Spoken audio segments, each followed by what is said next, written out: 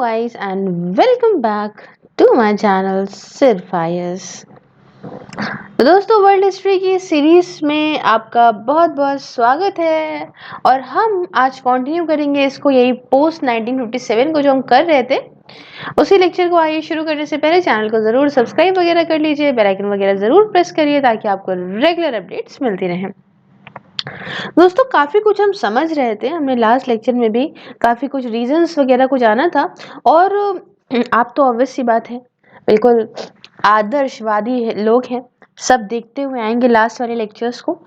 तो बस इसी के साथ नेक्स्ट जो टॉपिक है हमारा वो है मेन, जो शुरुआत करेंगे वो आज के टाइम पे सिचुएशन क्या है कॉलोनीज की, उससे शुरुआत करेंगे।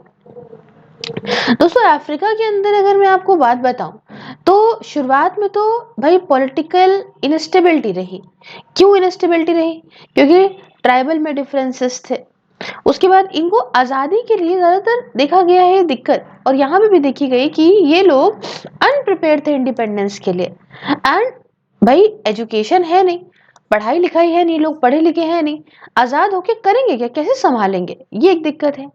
इकोनॉमिकली बहुत गरीब, मतलब एक अच्छी एफिशिएंट गवर्नेंस नहीं दे पा रहे हैं। जो उम्मीद होती है एक नए आज़ाद देश से, उन उम्मीदों को लोगों की पूरा नहीं कर पा रहे हैं। तो ये सब चीज़ें हैं। एग्जाम्पल के तौर पे बताऊं मैं, जिनके बारे में मैंने आपको पहले बताया था ना, निक्रूमा घना के अंदर बाद में इन्हें ओवरथ्रोन कर दिया गया था, उठा के बाहर फेंक दिया गया था आर्म कूप के द्वारा। ऑब्वियस सी बात है। आज की बात बताऊं तो भाई अगर मैं एयू बताऊं तो अफ्रीकन स्टेट्स एक साथ आई ऑर्गेनाइजेशन के फॉर्म में for African unity, that is AU या OAU, प्रेजेंटली अफ्रीकन यूनियन कहलाता है ये।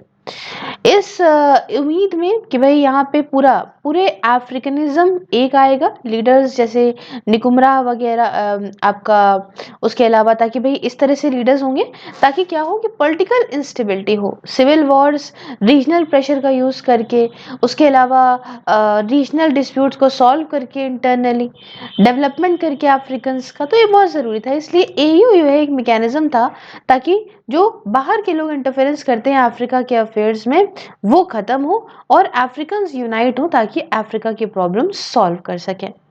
इसके अलावा अफ्रीका की जो इकोनॉमीज है इन्होंने ग्रो करना शुरू करा सन 2000 के बाद, 2000 के बाद, और इम्प्रूवमेंट भी दिखा सोशल इंडिकेटर्स में। यहाँ पे ग्रोथ वगैरह दूर दराज तक अलग अलग तबके में पहुंची। अफ्रीका ने सक्सेसफुली अपना अपार्थीड वाला जो इनका था चेक करा 1990s में, एंड अब यहाँ पे ब्लैक मेजॉरिटी रूल हो पा रहा था। अब इसके अलावा अफ्रीका आज की डेट में इवन UNSC के अंदर भी, यूनाइटेड नेशन सिक्योरिटी काउंसिल के अंदर भी सीट चाहता है with cooperation from other like minded country जैसे इंडिया वगैरह। अच्छा, अब सेंट्रल अमेरिका की अगर मैं बात करूं दोस्तों तो यहाँ पे जो है रहते हैं कैरिबियन नेशंस। शुरुआत में तो ये चाहते नहीं थे फेडरेशन को ज्वाइन करना कैरिबियन रीजन की, और चाहते थे कि भाई ये लोग इंडिपेंडेंट स्टेटस ही अपना रखें। लेकिन जब आपका इन्होंने बनाई कॉमन मार्केट 1973 में, तो इन्होंने यहाँ पे दे हैव इन 2006 इन्होंने एक सिंगल मार्केट बनाया। डिफरेंस क्या होता है अच्छा सिंगल मार्केट और कॉमन मार्केट में, पहले आपको बताऊं। दोस्तों सिंगल मार्केट कोई फिजिकल बॉर्डर्स को हटाती है, रिमूव करती है, टेक्निकल स्टैंडर्ड को, फिजिकल या टैक्सेस बैरियर्स को। ये ट्रेड ब्लॉक है, इसमें फीचर्स आपको फ्री ट्रेड एरिया के मिलेंगे, गुड्स के लिए कॉमन पॉलिसीज होंगी प्रोडक्ट रेगुलेशन पे, और दूसरा फ्रीडम ऑफ मूवमेंट होगा, किस चीज़ का, कैपिटल का, लेबर का, गुड्स का, एंटरप्राइजेस का, सर्विसेज का। तो ये तो हो गया सिंगल मार्केट। कॉमन मार्केट क्या होता है मैम? सुनने में तो सेम लगता है बट होता नहीं। कॉमन मार्केट ये फर्स्ट स्टेप है इस सिंगल मार्केट को लेके, है ना। इसके अंदर हो सकता है कि सिर्फ फ्री ट्रेड एरिया हो गुड्स के लिए, है ना, इसमें कोई ट्रेड बैरियर ना रिड्यूस करा गया हो। अच्छा, Caribbean nations are even moving towards a custom union with Latin American countries through CELAC 2011 community of Latin American and Caribbean states को कहते हैं। अच्छा, आज की प्रॉब्लम क्या है कैरिबियन नेशंस में? जैसे अनएम्प्लॉयमेंट हाई, बहुत ज़्यादा हाई फॉरेन डेप्थ है, कर्जा बहुत है। ग्लोबल और रीजनल फ्री ट्रेड एग्रीमेंट जैसे नॉर्थ अमेरिकन FTA, ये सब डराते हैं प्रेफरेंशियल एक्सेस को कैरीकॉम के फॉरेन एक्सपोर्ट मार्केट में। फिर छोटे आइलैंड्स हैं, इनमें इंफ्रास्ट्रक्चर की कमी है, स्किल्ड मैन पावर की कमी है, इकोनॉमिकली काफ़ी गरीब है। इंडिया हालांकि कोऑपरेट काफ़ी ज़्यादा करता है इनके डेवलपमेंट को लेके, और जो पोटेंशियल है इन सारी सिलैक कंट्रीज का इस फैक्ट में है कि इनके पास बहुत अच्छा ऑयल और गैस और मिनरल रिसोर्सेस हैं। तो ये हमने सेंट्रल अमेरिका की बात करी। फिर हम साउथ ईस्ट एशिया की बात करते हैं दोस्तों, तो ये रैपिडली बहुत तेजी में ये एरिया ग्रो हुआ है 1980s से, ठीक है ना। देवर कॉल्ड एज टाइगर इकोनॉमीज। आज भी एशियान ये एक इकोनॉमिक पावर हाउस है। एशियान इज सेंट्रल, और इंडिया का जो लुक है ईस्ट पॉलिसी का, इसका एशियन का एम ये है कि हम एक यूरोपियन यूनियन टाइप की कम्युनिटी बनाएंगे। अब इनका था 2015 तक बनाएंगे और काफी कुछ करा। पॉलिटिकल इनका जो पिलर्स की बात करूँ, 3 मेन पिलर्स जो एशियन कम्युनिटी के हैं, वो पहला है पॉलिटिकल सिक्योरिटी कम्युनिटी, दूसरा है इकोनॉमिक कम्युनिटी, और तीसरा है सोशल कल्चरल कम्युनिटी। फिर साउथ एशिया की अगर हम बात करें तो एशिया देखिए बहुत बड़ा रीजन है, इतना बड़ा रीजन है, यहाँ पे इतने भिन्न भिन्न चीजें आपको मिलेंगी।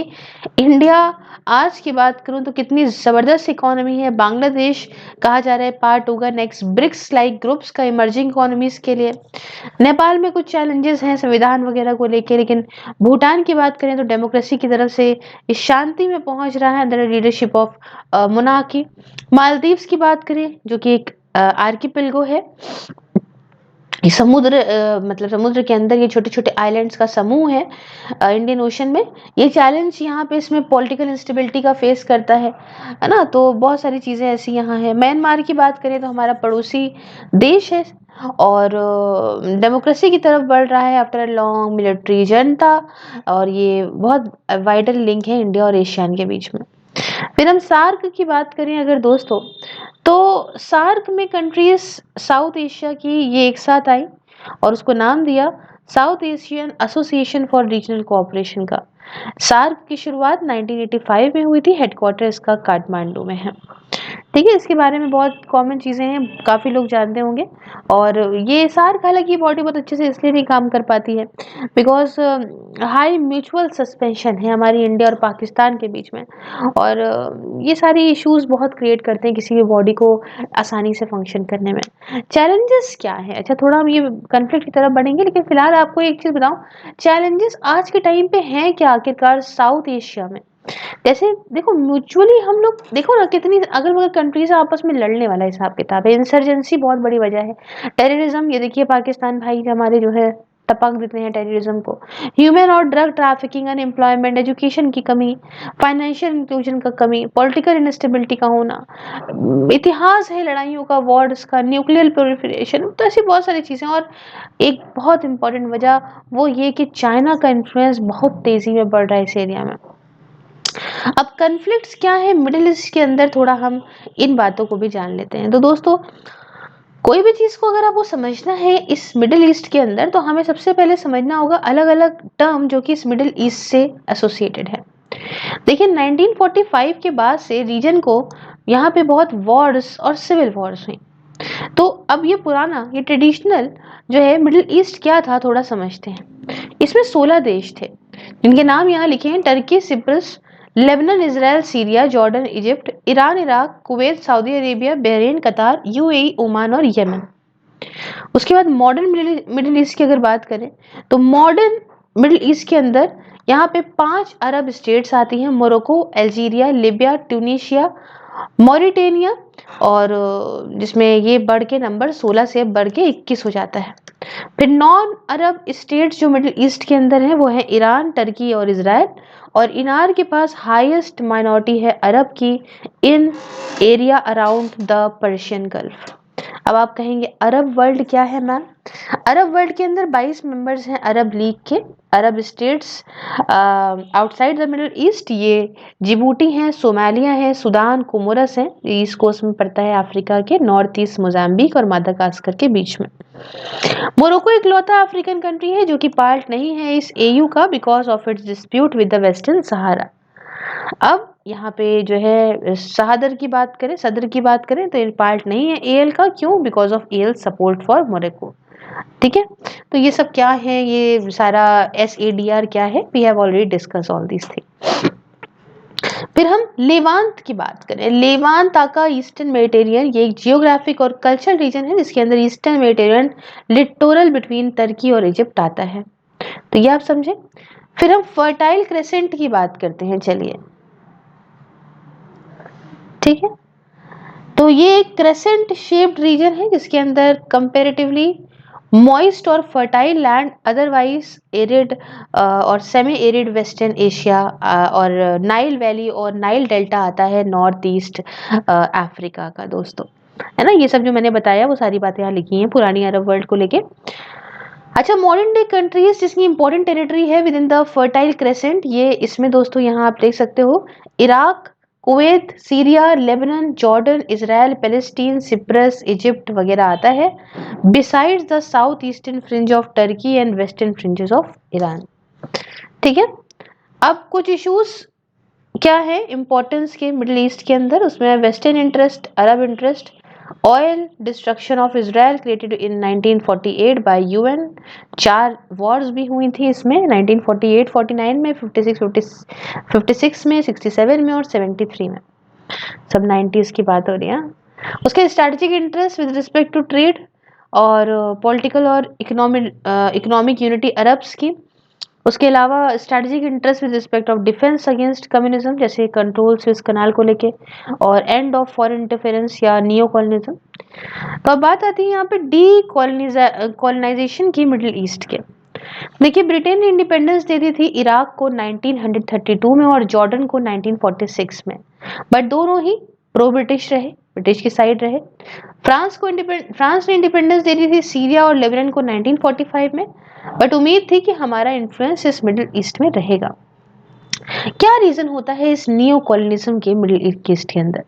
देखिए, मिडिल ईस्ट की ऐसी इंपॉर्टेंट पोजीशन क्योंकि स्विस कनाल और पर्शियन गल्फ ये इंपॉर्टेंट ट्रेड रूट्स हैं और साथ में मिडिल ईस्ट का अच्छा खासा कन्वर्जेंस पॉइंट है कैपिटलिस्ट ब्लॉक से, कम्युनिस्ट ब्लॉक से और थर्ड वर्ल्ड कंट्रीज से, खासकर एशिया और साउथ ईस्ट एशिया से। उसके बाद दूसरी इंपॉर्टेंस है ऑयल की दोस्तों। ऑयल रिसोर्सेस ईरान, इराक और सऊदी अरेबिया के अंदर और कुवैत के अंदर काफी इंपॉर्टेंट है एनर्जी सिक्योरिटी के लिए पूरे वर्ल्ड की। फिर हम ईरान की बात करते हैं 1945 के बाद। ये इकलौता मिडिल ईस्ट स्टेट था जिसका बॉर्डर था USSR के साथ में, और संविधान जो 1906 का था ये सेमी एब्सोल्यूट रूल देता था शाह को। वेस्टर्न एडुकेटेड और pro US Mohammad Reza Pahlavi ये यहाँ पे शाह रहे थे सिंस 1941। कोल्ड वॉर के टाइम पे दोस्तों ये हुआ कि 1907 में ब्रिटेन और रशिया ने ये अग्री करा कि हम यहाँ से जो ईरान का नॉर्थ वाला एरिया है उसको हम निकालेंगे और बनाएंगे as a Russia sphere of influence, while जो साउथ ईरान है ये ब्रिटिश स्फेयर में रहेगा इन्फ्लुएंस के, with central Iran being open to both the rival powers. 1945 में USSR ने कोशिश करी कि हम एक कम्युनिस्ट गवर्नमेंट बनाएं नॉर्थ ईरान में, दैट हैड अ स्ट्रॉन्ग और एक्टिव इसका कम्युनिस्ट पार्टी होगी। 1955 में शाह ने बगदाद पैक्ट को साइन करा और एक मिलिट्री अलायंस रखा ईरान, इराक, तुर्की, पाकिस्तान और UK का। ठीक है, यूनाइटेड स्टेट्स ने साइन करा था इंडिविजुअल अग्रीमेंट को हर एक नेशन के साथ में पैक्ट के अंदर, बट इसने फॉर्मली ज्वाइन नहीं करा, इसकी जगह यूनाइटेड स्टेट ने एक ऑब्जर्वर के तौर पे पार्ट लिया था। शाह को यहाँ पे इसके थ्रू इकोनॉमिक और मिलिट्री एड मिली ताकि कम्युनिज्म को कंटेन कर सकें इस नॉर्थ वाले ईरान में। ठीक है, इसके बदले शाह ने US ऑयल कंपनीज को कुछ कंसेशन दिए कि आप अपना ऑयल रिजर्व्स डेवलप करो ईरान के अंदर। अब बात आती है यहाँ पे डी नियो कॉलोनिज्म की ईरान के अंदर। ये कैसे हुआ आइए समझते हैं। हाँ, जस्ट अ सेकेंड। तो यहाँ पे आप देख सकते हैं ओके, तो यहाँ हम ये बात करेंगे कि जो यहाँ पे नेशनलिस्ट थे ईरान के अंदर वो अगेंस्ट थे फॉरेन इंटरफेरेंस के, धीमे धीमे ये और स्ट्रांग होने लगे और 1951 में पार्लियामेंट ईरान का जिसे मजलिस कहते हैं इन्होंने मोहम्मद मुसादेक को प्राइम मिनिस्टर चुना। 1951 में अंडर PM मुसादेक जो मजलिस है मतलब पार्लियामेंट जो ईरान का है, इसने नेशनलाइजेशन करा एंग्लो इरानियन ऑयल कंपनी का, एक ब्रिटिश कंट्रोल कंपनी थी, बिकॉज इनको ऐसा लगा कि जो ब्रिटेन है वो बहुत ज़्यादा प्रॉफिट ले रहा है। फिर 1951 से 53 तक प्रधानमंत्री मुसद्देक ने यहाँ पे सेमी एब्सोल्यूट रूल शाह का कम किया to move Iran towards full democracy. Sanctions जो लगे ईरान के अगेंस्ट आफ्टर नेशनलाइजेशन, तो ज़्यादातर वर्ल्ड ने रोक दिया था, फिर ऑयल नहीं खरीदता था ईरान से, आपको मालूम ही है, ऐसे यूएस ने सैंक्शन लगा रखे थे।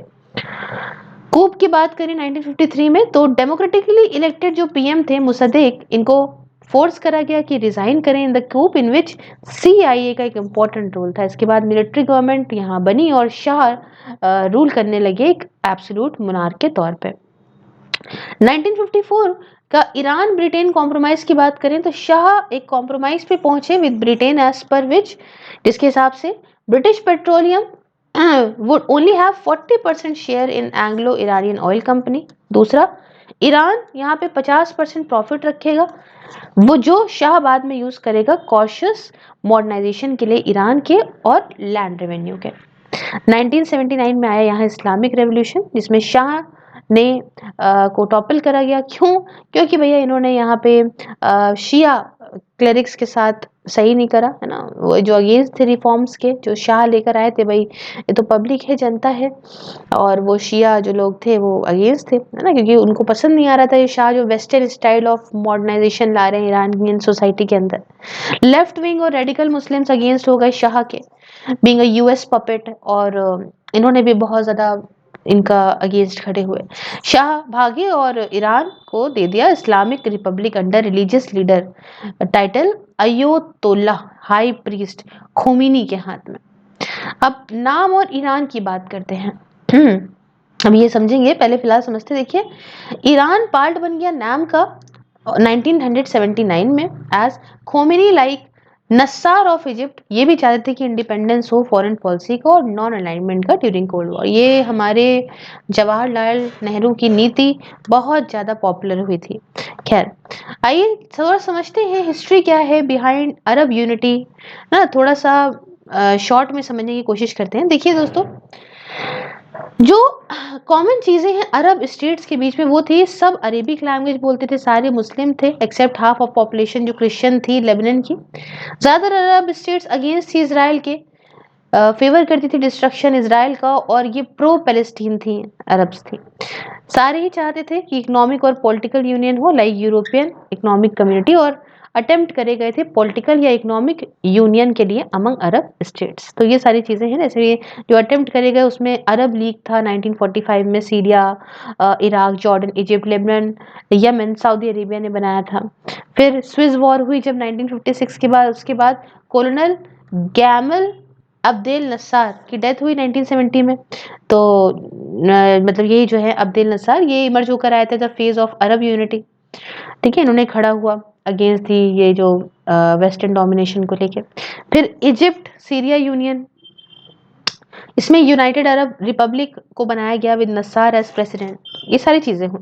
अच्छा, अरब डिसयूनिटी देखें तो नेशनलिस्ट तो अगेंस्ट थे जॉर्डन और सऊदी अरेबिया। क्यों? क्योंकि वे चाहते थे, they were ruled by pro west conservative royal families, और ये स्पेशली सही था true of nationalist in Syria and Egypt who were socialist.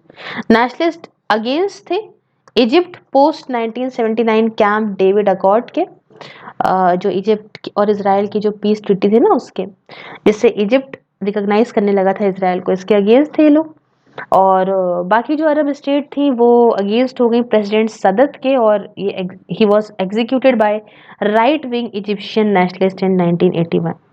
ठीक है, तो ये सारी बातें हैं। तो यहाँ पे हम इसको ओवर करते हैं, हमारे इसको नेक्स्ट वाला जो हम करेंगे इसमें हम de neo colonisation in the middle east को समझेंगे। और मेरे ख्याल में बस काफ़ी मतलब 1 साल से कंप्लीट ही हो रहा है अभी फिलहाल कंप्लीट होने वाला है, मुझे बहुत अच्छा लग रहा है। तो आपको कैसा लगा लेक्चर, आप मुझे कमेंट में ज़रूर बताइए प्लीज़, और लाइक शेयर सब्सक्राइब ज़रूर करिएगा। जल्दी मिलती हूँ नेक्स्ट वीडियो में। जय हिंद, जय भारत।